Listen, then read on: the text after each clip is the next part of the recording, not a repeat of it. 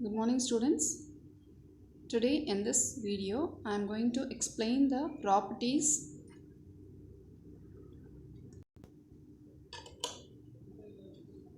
So before going to the properties, what is harmonic function? A function phi is said to be harmonic if it satisfies the condition del square phi is equal to 0. It is in the Cartesian form. Phi of xy is harmonic if del square phi by dou square phi by dou x square plus dou square phi by dou y square is equal to 0. Whereas in the polar form, phi of r comma theta is said to be harmonic if dou square phi by dou r square plus 1 by r into dou phi by dou r plus 1 by r square into dou square phi by dou theta square is equal to 0. This is the harmonic function. So let us see the properties now. The property says that show the real and imaginary parts of analytic function are harmonic. In this we have the two categories. One is Cartesian form and the one is polar form. So first let us look into the Cartesian form. Let us assume f of z as u of xy plus iv of xy be analytic. And this implies that it satisfies the Cauchy-Riemann equations. It's given by dou u by dou x is equal to dou v by dou y. Let us call this as equation number 1, and dou v by dou x is equal to minus of dou u by dou y. Let us call this as equation number 2. So now let us differentiate the first equation with respect to x and second equation with respect to y. So what happens? Let us differentiate with respect to x first. So dou u by dou x is given by dou v by dou y. When I differentiate, u is a function of x as well as y. So when I differentiate this with respect to x, what I will be getting is dou square u by dou x square, we get it, is equal to dou square v by, I am differentiating this with respect to x, so I will be getting dou x into dou y, right? Next, the second equation, when I differentiate with respect to y, we'll consider dou v by dou x is equal to minus dou u by dou y. When I differentiate this with respect to y, what we will be getting is this part, that is dou square v by dou y dou x is equal to minus dou square u by dou y square. But we also have dou square v by dou x into dou y is same as dou square v by dou y into dou x. This implies what? The left hand side of this will be same as the right hand side of the second part, that is minus dou square u by dou y square. Now we will take this dou square u by dou y square to the left hand side. Then what we are getting is dou square u by dou x square plus dou square u by dou y square is equal to 0. So we prove that del square u is equal to 0, which implies that u is harmonic. Now we will differentiate the first equation with respect to y and the second equation with respect to x. Then what happens? This dou u by dou x is equal to dou v by dou y. If I differentiate this with respect to y first, what I will be getting is dou square u by dou y into dou x is equal to dou square v by dou y square. Next, dou square v by dou x square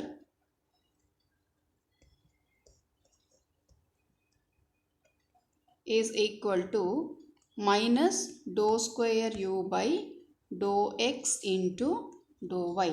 Here the plus sign should come and here it is minus. So now what happens is, when we know that dou square u by dou x dou y is same as dou square u by dou y dou x, this implies dou square v by dou y square is equal to minus dou square v by dou x square. Taking it to the left hand side, we get dou square v by dou x square plus dou square v by dou y square is equal to 0, which implies del square v is equal to 0 or v is harmonic. This implies we have proved u is harmonic and now we have proved v is harmonic, which implies the real and imaginary parts of an analytic function are harmonic in the Cartesian form. Next, let's go for the polar form. So consider f of z is equal to u of r theta plus iv of r theta be analytic. We shall show that u and v satisfies the Laplace equation in the polar form, that is dou square phi by dou r square plus 1 by r dou phi by dou r plus 1 by r square into dou square phi by dou theta square is equal to 0. Now we consider the CR equations given by u into dou u by dou r equal to dou v by dou theta and r into dou u by dou r is equal to dou v by dou theta and r into dou v by dou r equal to minus dou u by dou theta. Call this as equation number 2. Differentiating 1 with respect to r and 2 with respect to theta partially, we get r into dou square u by dou r square, which was r into dou u by dou r is equal to dou v by dou theta. This was the equation. When we are differentiating this first equation with respect to r, this is also a function and this is also a function. Therefore, we need to apply the product rule. When I apply the product rule, what I will be getting is r into derivative of u with respect to r will become dou square u by dou r square plus this you keep it as it is dou u by dou r into derivative of r is 1 is equal to dou square v by dou r into dou theta, or r into dou square v by dou theta dou r will be equal to the second part. If I differentiate that second equation, if I differentiate with respect to theta, r will be a constant. So only dou square v by dou theta dou r is equal to minus dou square u by dou theta square. And we also have dou square v by dou theta dou r is same as dou square v by dou r dou theta. Therefore, r into dou square u by dou r square plus dou u by dou r into 1 is equal to, this is replaced with this term, that is minus 1 by r into dou square u by dou theta square. Now let us divide r throughout and transposing the term in the RHS to the LHS, we get dou square u by dou r square plus 1 by r into dou u by dou r plus 1 by r square into dou square u by dou theta square. So what does it prove here is u is harmonic. U is harmonic. This is what is proved now. Next, let us prove the v is harmonic. In order to prove that v is harmonic, what we need to do is differentiate 1 with respect to theta and 2 with respect to r partially.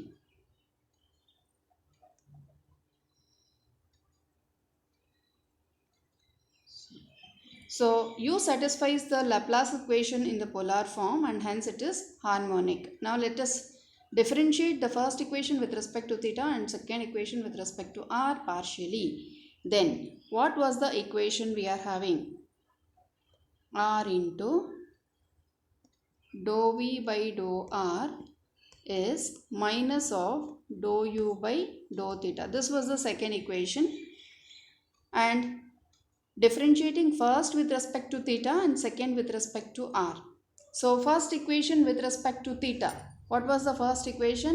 RUR is equal to V theta.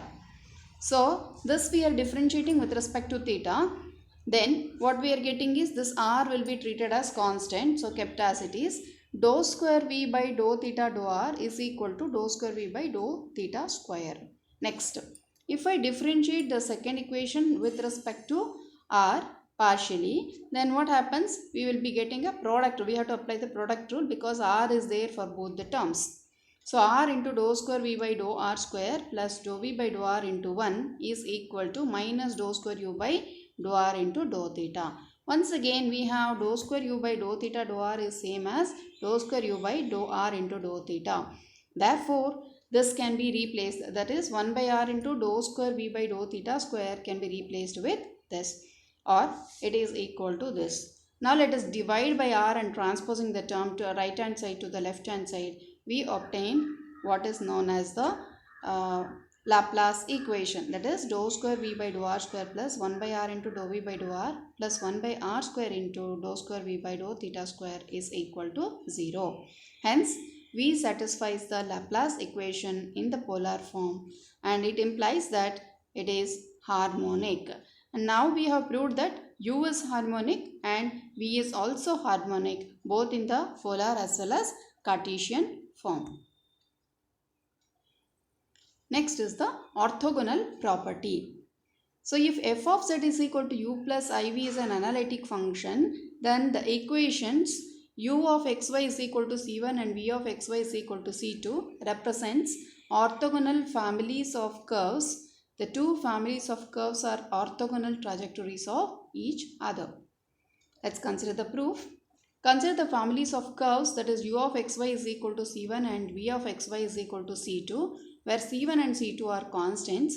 Then y is a function of x on each of these curves. Differentiating u of xy is equal to c1 partially with respect to x.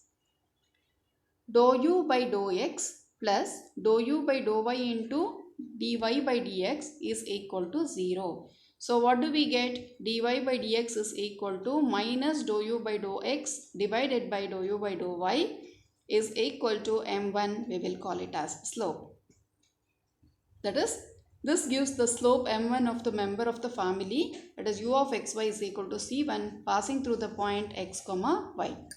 Similarly, the slope of member of the family, that is v of xy is equal to c2 passing through the point x comma y is given by m2, that is equal to minus of dou v by dou x divided by dou v by dou y. Now when I multiply m1 into m2, it should be equal to minus 1. So dou u by dou x into dou v by dou x divided by dou u by dou y into dou v by dou y. Suppose it is analytic, then the CR equations will hold good. Therefore, we get m1 and m2 is equal to minus 1. How we are getting it cancelled means, see here, we have dou u by dou x. What is dou u by dou x actually? m1 into m2. So, dou u by dou x is replaced with dou v by dou y. Next, dou v by dou x is replaced with minus dou u by dou y. And in the denominator already you are having dou u by dou y into dou v by dou y. Don't replace for both numerator and denominator. We need to replace the numerator or the denominator. Then this 2 gets cancelled. Dou u by dou y and all dou u by dou y gets cancelled. We are getting m1 into m2 is equal to minus 1. This means that the two curves considered are orthogonal to each other. This proves the required result. Thank you.